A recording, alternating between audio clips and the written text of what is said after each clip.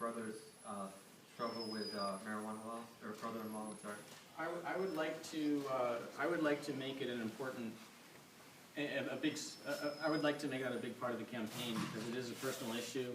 It's something that, you know, before his personal issue, I was still talking about it, so people know that this is not, you know, this is something that I care about both academically and intellectually and politically, and now personally. I would like to do something like that. It will take some resources to put that together, but yeah, absolutely. Jason? I think the most important goal for the campaign might be to get on the debates. What have you strategized about that? Do you have any thoughts? And you know, maybe we could get some other people to do some independent debates and to try to get, you know, so they're not in control of the debate system. Right. Yeah. No, we haven't strategized yet how to do that, but we will be starting very early to kind of. I don't know what the right metaphor is, but rattle the sabers about, you know, if it goes down like it did last time, you know, that's just going to be unacceptable. And I think maybe some strategic decisions about you know, fomenting some popular outrage, you know, that should be on the table, things like that. But planting it in the minds of people that I'm in the race and that I deserve to be and expect to be in debates, and that it would be kind of just more politics as usual from the Republicans and Democrats if I'm kept out. I think that will be very helpful, and I think that this time around there will be more media outlets who are willing to start from the very beginning, plugging the idea that this should be a three-way discussion. So, yes. Doug Warden in Chesterfield County. I think part of the issue that we've struggled with is how we're framing some of these conversations about things like legalization of marijuana. And I think as a group we ought to figure out how best to frame that conversation. I, for one, believe that making it illegal, there must be a compelling government interest.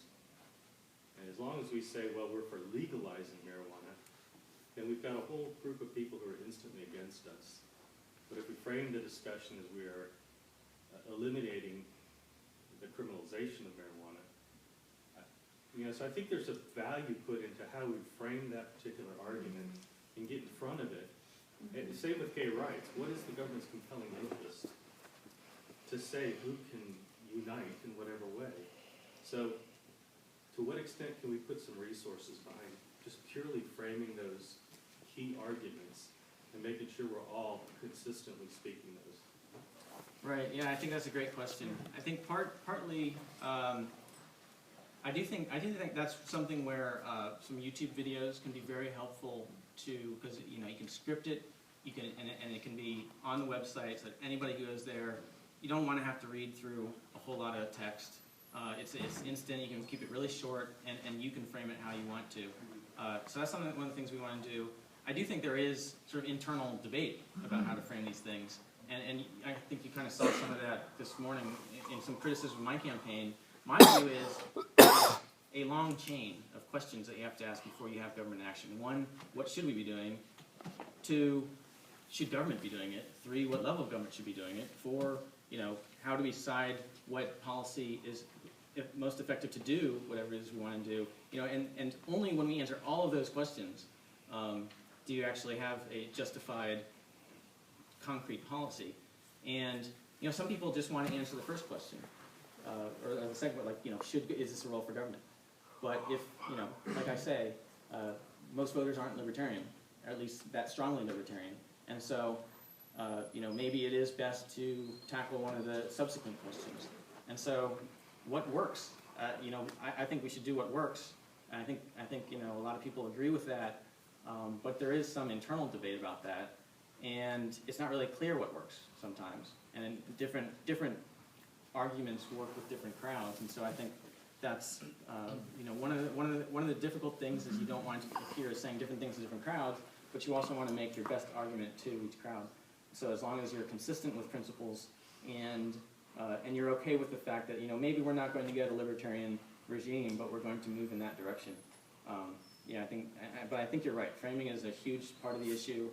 And that's one of the reasons why I think Democrats get away with demonizing free markets and freedom itself, because they see themselves as in a titanic struggle against the other party. And the other party is a terrible defender of free markets, to the point of not being defended at all. So, you know, and the same thing with other issues, you know, going the other direction. So, and part of it's just framing what the Libertarian Party is. You know, when I went to the NAACP convention in Richmond last, I think it was October probably, a lot of people heard Libertarian and thought of it as kind of under the Republican umbrella. And I, you know, I explained why that wasn't the case and why that was just absurd. But there is that mentality, and I think it is because, you know, so choosing which issues to emphasize goes a long way in showing that we are not under anybody's umbrella and that they should be under ours. Chris, you had a question? Yeah, Ron, I want to say, I think a lot of people feel like I do that the most successful libertarian candidates have been the ones who have come out with a really bold libertarian message and haven't watered it down and have really gone out of their way to contrast themselves with the R's and D's that they're running against. Specifically like Carla's campaigns in the past, she's very bold on particular messages, and the same with Laura's campaign. So whoever the candidates are from the Republicans, Democrats, what issues specifically, I think this is important, do you want to highlight to everybody in your messaging saying how different you are and how you are the only real alternative to either of them? So I think that's going to be very important that let's not try to fit in and look like them. Let's be very loud about how different we are. Those the best campaigns have been, I think, the ones that have done that. Right. Yeah, I totally agree with you. And again, we haven't strategized the campaign yet, but my personal view has always been, regardless of what party, regardless of, you know, what issue, is that the rule of law is the most important thing to protect above all. It is sort of a pillar of, or one important aspect or the backbone of liberty. And the idea of using government to gain special advantage, special privileges, you know, cronyism is what it's usually called, I suppose. That's something that I really talked about a lot last year, and I think it plays really well. And you know, it's always nice to be able to stand up for a principle that is also a popular argument, because you know, that's one of the few areas where I think we can all agree that government is that whatever area in our life government is involved in, at the very least the law should be equally applied, that no one should be above the law, that no one should have special carve-outs or exemptions, and that the Republican and Democratic parties are both, you know, knee deep in the muck, in the game of selling privileges. So, you know, that's something that we'll talk about the entire campaign, and will be a huge issue. And the way, especially the way that things like Obamacare are promulgated by sort of buying off the support of major industries, whether it's pharmaceuticals or insurance companies and things like that. And that's also, I think, I mean, it should be a huge weak spot for both parties and both candidates. So. Anybody else? Yes?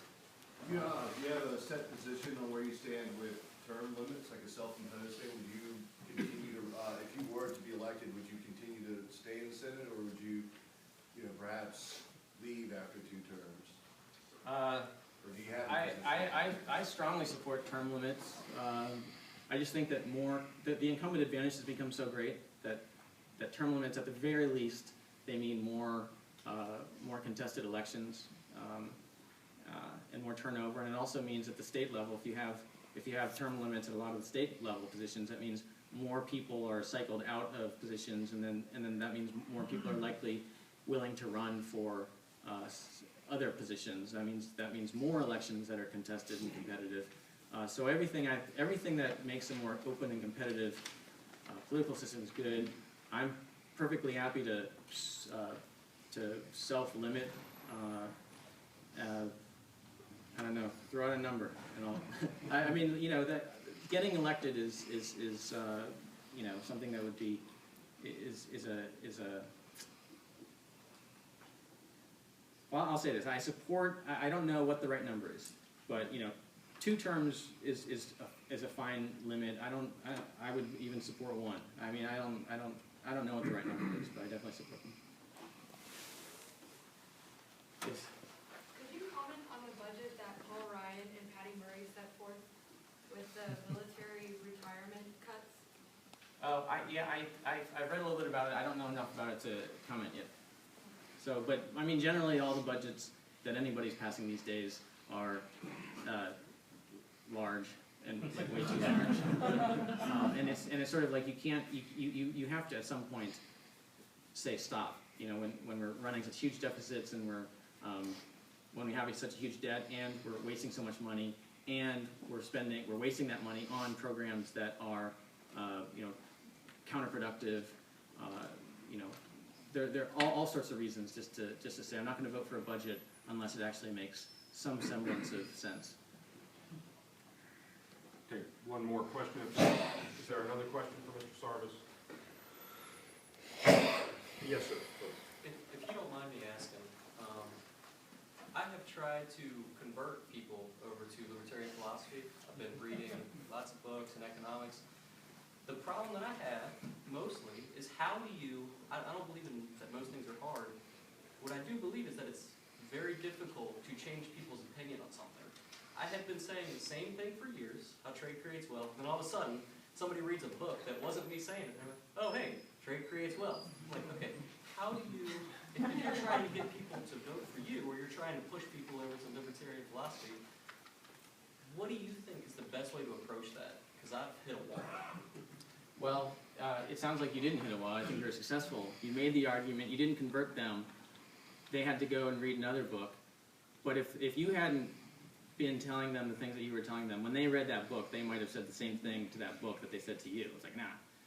So it's, you know, it's hearing the argument over and over again, and then going out into the world and seeing how all of the government policies that inhibit voluntary associations and transactions ruins people's lives or makes them poorer or keeps them from becoming wealthier. Seeing that, you know, eventually people put 2 and 2 together. Not everybody, but, you know, and focusing on the making it clear that legislators and bureaucrats often are very well intentioned, but that they don't have all the knowledge that they need to create the right rules, and that they have unintended consequences that have really bad effects on the people that we're most interested in helping. Showing how that happens, and then just showing them both why it is that happens and the proof that happens. You know, it's very powerful. Not to say, you know, don't argue with a non-libertarian from the non-aggression principle, because they don't agree with it. But once you start saying, well, you know, if the government can just, you know, take your money and do whatever the majority says, is it okay if you know, X, Y, and Z, and just, you know, put it upon them to question their own beliefs. You know, I don't mind if you want to help the poor, but are our policies helping the poor? You know, and a lot of people who would never vote other than a particular party already know these things without admitting to themselves that the party that they vote for is wrong. But one of my other brother-in-laws, he's a hardworking guy. He sees what goes on in Greenville with people abusing the social safety net and choosing not to go back to work in order to maintain benefits and things like that. And so he is intuitively a libertarian. I'm not going to jam it down his throat, but you know, every now and then we talk about it. And Astrid grew up, you know, very very poor area of the Mississippi Delta. Her family, you know, voted Democrat all of their lives, and she supported, she campaigned for Obama in 2008, but she voted for Gary Johnson in 2012.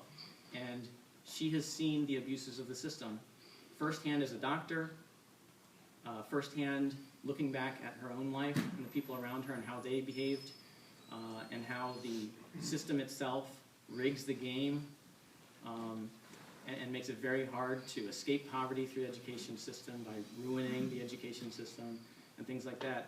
And once hearing it repeatedly from different people helps. And so you might not convince them, but somebody coming after you, you made it a lot easier for them to convince them. So just keep it up. Ladies and gentlemen, let us thank Mr. Sarvis.